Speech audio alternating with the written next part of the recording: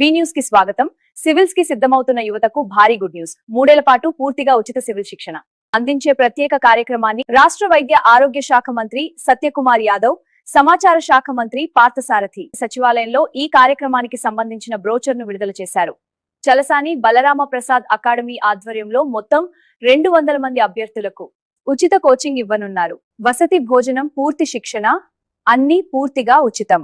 UPSC, APPSC civils తో పాటు group 1, group 2 పరీక్షలకు ప్రత్యేకంగా ట్రైనింగ్ అందించనున్నారు. మహిళలకు విజయవాడలో, పురుషులకు వినుకొండలో శిక్షణ కేంద్రాలు ఏర్పాటు చేస్తున్నారు. ఎంపిక కోసం రాత పరీక్షలు, ఇంటర్వ్యూలు నిర్వహించి ప్రతిభ ఆధారంగా అభ్యర్థులను ఎంపిక చేస్తారు. ఆర్థికంగా వెనుకబడిన ప్రతిభావంతులైన యువతకు ఇది ఒక గొప్ప అవకాశం అని మంత్రులు తెలిపారు.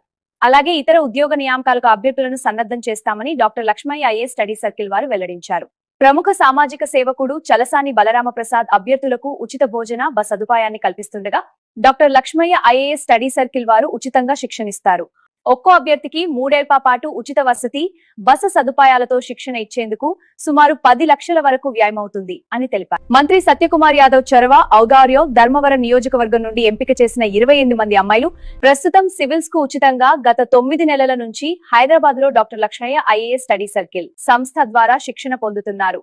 మరో 2 ఏళ్ల పాటు వీరికి ఉచితంగా శిక్షణ ఇవ్వనున్నారు. బ్రోచర్ ఆవిష్కరణ కార్యక్రమంలో ఎమ్మెల్యేలు ఆదినారాయణ రెడ్డి, వరదరాజుల రెడ్డి పాల్గొన్నారు.